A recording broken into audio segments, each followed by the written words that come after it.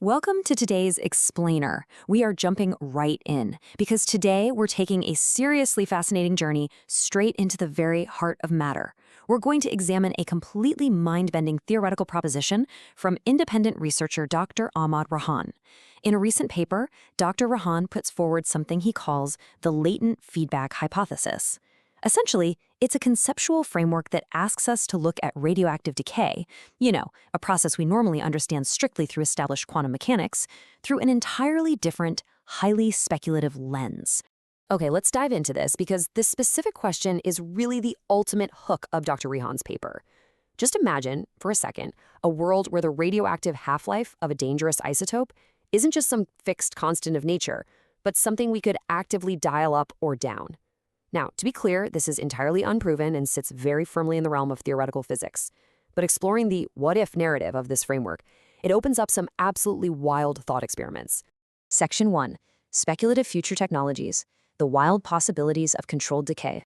Before we get completely bogged down in the complex, microscopic math, looking at the macroscopic implications really helps us understand why this feels a little bit like science fiction.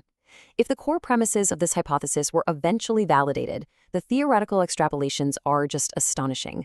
The paper proposes things like active half-life control in nuclear reactors, basically adjusting the neutron economy in real time without solely relying on physical control rods.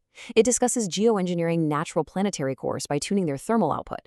Or how about creating variable output nuclear batteries that could literally be throttled on demand for deep space missions? It even suggests we could drastically reduce long-lived radioactive waste by forcing it to decay faster, or extract direct electrical charge straight from the decay process itself, bypassing standard conversion. Again, strictly theoretical, but absolutely incredible to think about. Moving on to Section 2, the latent feedback hypothesis, a new take on nuclear decay. So how could this possibly work? And this brilliantly illustrates the dividing line between what we know and what's being proposed. Established empirical nuclear physics describes decay in terms of quantum tunneling, weak interaction transitions, and electromagnetic de-excitation. But the proposed alternative reinterprets these phenomena completely. Dr. Rahan suggests that light propagates preferentially in closed circular or toroidal trajectories inside material systems. In heavy nuclei, this creates cumulative latent feedback radiation that just gets trapped in these closed-loop photon orbits. To actually measure this, the paper introduces a core metric called NVV, or the bosonic number-velocity-volume product. According to the theory, this metric defines the absolute stability threshold of any given nuclear configuration.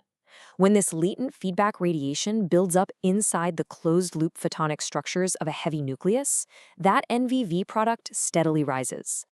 Now, if NNV sounds, a bit abstract, this is definitely the easiest way to visualize it. Think of a heavy nucleus as a tightly sealed pressure cooker. Inside, these closed-loop photon orbits are continuously generating feedback quanta.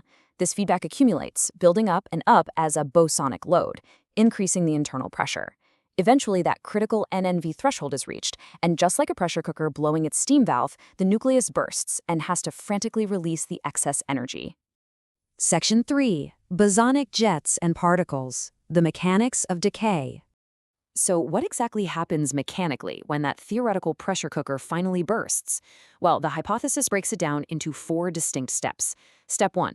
The critical bosonic NNV threshold is exceeded. Step 2. The nucleus rapidly expels a high-frequency gamma-type jet to relieve the pressure, and this jet sheds excess quanta in the form of what are called pyramidal bosonic bodies. Step 3. These pyramidal bodies interact with segments of the nuclear envelope, which the paper models as a neutron-proton-antineutron sandwich. And finally, in Step 4, that envelope fragment detaches completely and coalesces into what we actually observe in the real world as an alpha particle. Now, what's really interesting about these numbers is how the combinatorial math rules theoretically convert these abstract jets into tangible matter. Notice how the elementary bosonic bodies carry 0 baryon number and 0 charge. But when they detach that NPN sandwich fragment, the resulting piece has a baryon number of 4 and a charge of 2. And if you know your particle physics, a baryon number of 4 and a charge of 2 perfectly matches the exact composition of the observed alpha particle. It's like a giant puzzle snapping together. But it doesn't stop there. As this high-frequency jet exits the nucleus, it obviously has to traverse the atom's outer electron shells. The hypothesis states that this outgoing jet elevates the local number mass velocity, or NMV product, of the electron orbitals way beyond their Gaussian surface equilibrium. To restore balance, the atom has to remove excess energy by ejecting secondary electrons via a Compton-like process. This elegantly supplies a theoretical alternative to conventional internal conversion ejection. Section 4. The optical color connection, linking light and instability. As if rewriting the fundamentals of nuclear decay wasn't quite enough, right? The hypothesis actually connects this whole process to something we see every single day: optical color. It unifies these two concepts through a single closed-loop principle.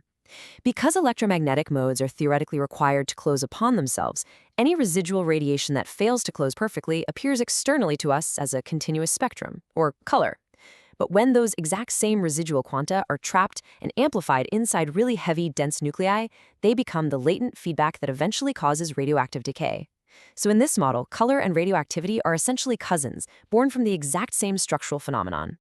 Section 5. The hybrid physics framework, grounding the theory in reality. Okay, let's take a breath. After exploring all these highly speculative concepts, we really need to pivot back to reality. To anchor us firmly, let's look at a direct quote from Dr. Rehan himself. He states, "The latent feedback hypothesis is retained only as a possible secondary cofactor. It can only modulate the primary rate at the level of a few parts in 10 to the fourth." This is absolutely crucial to understand. The author is not claiming that Gamoff's WKB tunneling or the Fermi theory of weak interaction are wrong. Not at all. Instead, this proposed model slots in as a tiny, perturbative mathematical addition to deeply established physics. So the crucial point is exactly how small this theoretical cofactor is compared to what we already know. Established quantum decay mechanics account for virtually everything we observe, at least 99.99% of the total decay rate. The latent feedback cofactor sits at roughly 0.01% or even smaller. It is infinitesimally small, required by the author to remain fully consistent with strict experimental bounds on rate constancy in the laboratory. But even as a totally minuscule cofactor, it still responds to real-world physics, primarily nuclear density. Established physics tells us that the bulk interior of a stable heavy nucleus sits around 0.16 nucleons per cubic femtometer, while the diffuse surface layer drops closer to 0.08. In the hybrid model, because the feedback accumulation rate depends heavily on this density, known variations like surface diffuseness, neutron skins, or deformation literally feed directly into the absolute half-lives and branching ratios we calculate. Let's move to and see how this builds into something practically useful. I mean, why bother with a 0.01% cofactor at all? Well, because phenomenologically, this tiny addition can actually absorb residual discrepancies that still remain in our absolute best primary calculations. It can perfectly fit small systematic deviations for odd A or deformed nuclei. Plus, if ultra-precise experiments ever confirm tiny environmental correlations to decay rates, this model easily attributes them to changes in the residual photonic load rather than representing some massive failure of standard quantum theory. And it provides a handy mathematical way to extrapolate primary decay rates in extreme environments, like dense planetary cores. Ultimately, the paper leaves us standing on the frontier of what is currently known. The great thing about this hybrid model is that it is falsifiable. If a future experiment actually demonstrates a controllable, resonance-driven change in a half-life that's larger than a few parts in 10,000, it would effectively prove this concept.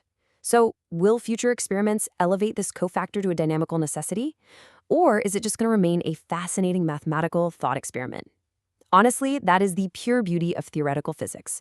Always questioning, always testing, and forever pushing the boundaries of our understanding. Thank you so much for joining us for this explainer.